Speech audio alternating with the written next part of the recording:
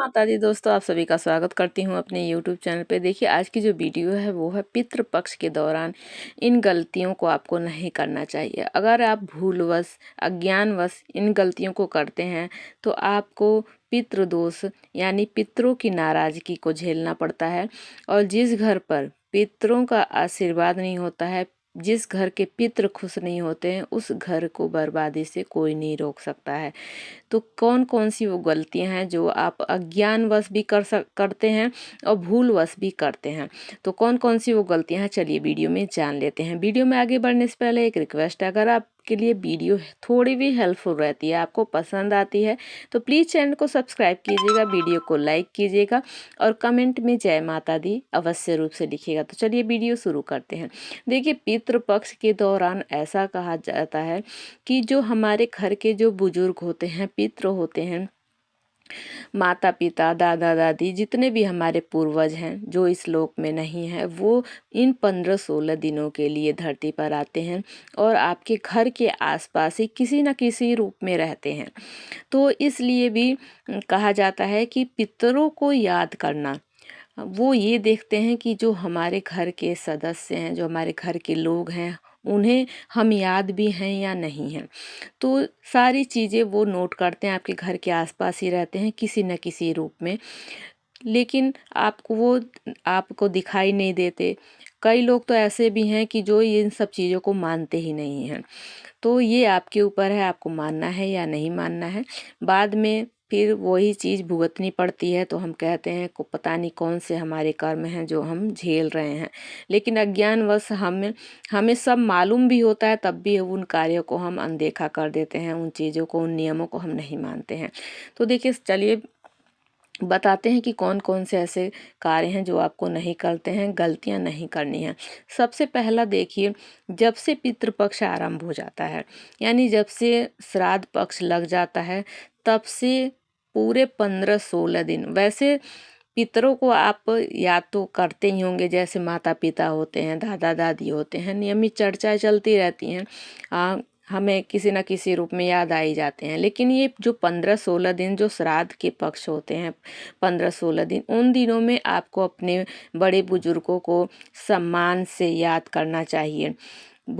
कई लोग ऐसे होते हैं जो अपने दादा दादी माता पिता को गालियां देते हैं, उनको बुरा भला कहते हैं, क्योंकि कई बार ऐसा होता है कि वो ज़मीन जायदाद नहीं छोड़ के जाते।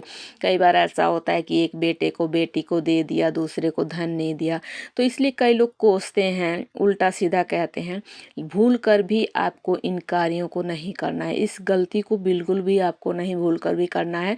कब कोसना नहीं है, ना ही अपशब्द कहना है, आपको सम्मानजनक सम्मान से पूरे उनको याद करना चाहिए पूरे पितृपक्ष के दौरान, जो कि बहुत से ऐसे लोग हैं जो ये गलती करते हैं। अगली गलती है जो आप भूल कर भी कर देते हैं, कई बार होता है जानकर भी अनजाने में कर देते हैं, जानबूझकर कर देते हैं, वो गलती है देखिए मांस मदिरा का सेवन। जैसे इन दिनों पर पितृ हमारे घर के आसपास ही होते हैं, किसी न किसी रूप में, हमें नहीं दिखाई देते हैं लेकिन वो हमें देखते हैं, वो हमें सुनते हैं। तो अगर आप मांस मदिरा का सेवन करते हैं, तामसिक चीज़ों का सेवन करते हैं, यहाँ तक कि पितृपक्ष के दौरान लहसुन प्याज का भी सेवन नहीं किया जाता है, क्योंकि जो हमारे बड़े बुजुर्ग हैं, जो पितृ हैं, वो देव स्वरूप हो जाते हैं। तो देवता जो होते हैं, उनको तामसिक चीज़ों से, मांस मदिरा से, इन सब का सेवन नहीं करना चाहिए। तो इसलिए पितृपक्ष के दौरान तामसिक चीज़ों से बचें, क्योंकि तामसिक चीज़ों से इसलिए बचने को कहा जाता है क्योंकि फिर आप में नकारात्मक नेगेटिविटी आ जाती है और आपके अंदर उल्टे बुरे ख्याल आते हैं। तो इसलिए तामसिक चीज़ों से परहेज बताया गया है पितृपक्ष के दौरान। अगला कार्य है, जो अगली गलती है जो अधिकतर सब करते हैं, वो है देखिए, जो पितृ होते हैं उनके निमित्त आपको सम्मान से याद तो करना ही करना है, लेकिन उनकी प्रसन्नता के लिए, उनकी मुक्ति के उपाय आपको करने चाहिए। तो आपको क्या क्या करना चाहिए? तर्पण करना चाहिए, पिंडदान करना चाहिए, श्राद्ध कर्म करना चाहिए और अपने पितरों के निमित्त, बड़े बुजुर्ग जो आपके हैं उनके निमित्त आपको दान करना चाहिए। तो इन कार्यों को करते वक्त एक बात का हमेशा ध्यान रखें कि जब भी आप पिंडदान कर रहे हैं, श्राद्ध कर्म कर रहे हैं, तो उस दौरान आपको क्रोध नहीं करना चाहिए, ना ही किसी दूसरे से धन लेकर करना चाहिए। क्योंकि अगर आप दूसरे से धन लेकर करते हैं तो वो फलित नहीं होता है, वो आपके पितरों तक नहीं पहुंचता है और वो रुष्ट हो जाते हैं। तो इसलिए दूसरे से पैसा लेकर आप बिल्कुल भी ये काम नहीं करना चाहिए पितरों के लिए, चाहे पिंडदान हो गया, तर्पण हो गया, चाहे श्राद्ध कर्म हो गया, अपने पैसे से ही आपको करना चाहिए। और गुस्सा क्रोध नहीं करना चाहिए, इस पे नियंत्रण रखना चाहिए, क्योंकि अगर आप गुस्से में होकर श्राद्ध कर्म पिंडदान तर्पण करते हैं तो वो पितर जो होते हैं वो अपना अपमान समझते हैं। तो इन गलतियों को भी आपको भूल भूल कर भी नहीं करना चाहिए। जाने अनजाने हम कर देते हैं, कई बार ऐसा होता है, बहुत जल्दी जल्दी होती है और गुस्सा हमें आ ही जाता है, तो इस पे आपको कंट्रोल रखना चाहिए। अगली गलती है जो अधिकतर सब कर देते हैं वो है, जैसे कोई जानवर आ गया, कुत्ता आ गया, बिल्ली आ गई, तो उसको हम मारने के लिए दौड़ते हैं।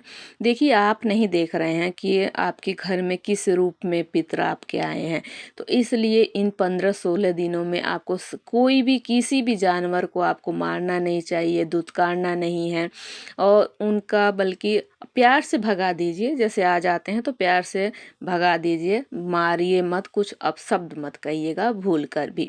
अगली गलती है जो अधिकतर सब करते हैं वो है, श्राद्ध कर्म हो गया, पिंडदान हो गया, टालते रहते हैं। कोई नहीं, अगले साल कर लेंगे, हमारे पास टाइम नहीं है, मेरे पास तो टाइम नहीं है, कोई बात नहीं, अगली बार कर लेंगे, क्या हो रहा है, कुछ नहीं, टालना भी नहीं है।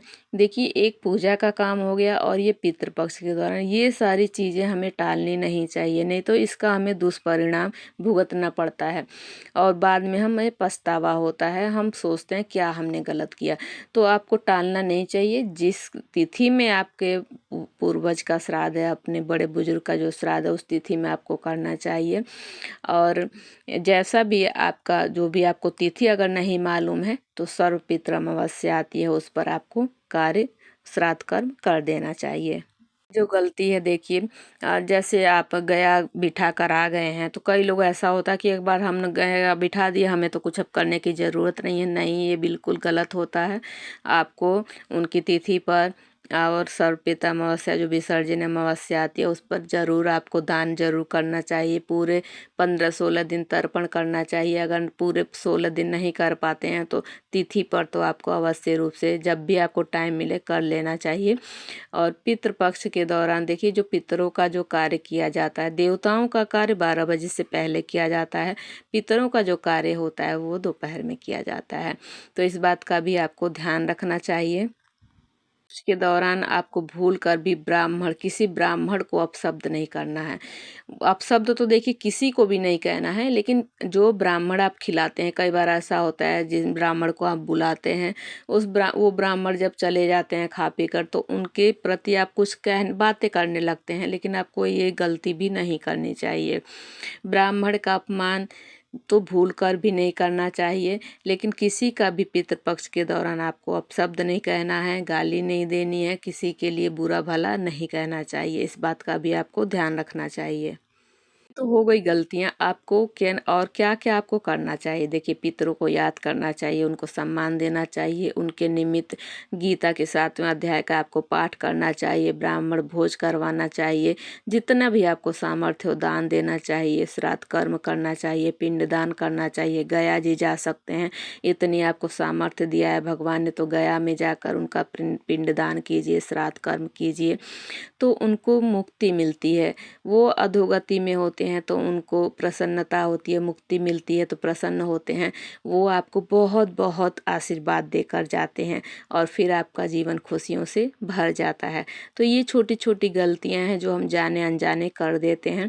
तो आई होप आप लोगों को लिए हेल्पफुल रही होगी, ये वीडियो पसंद आई होगी। तो प्लीज़ एक रिक्वेस्ट है, चैनल को सब्सक्राइब कीजिएगा, वीडियो को लाइक कीजिएगा और कमेंट में जय माता की ज़रूर लिखिएगा। मिलती हूँ आगे ऐसी हेल्पफुल वीडियो के साथ, तब तक के लिए जय माता दी।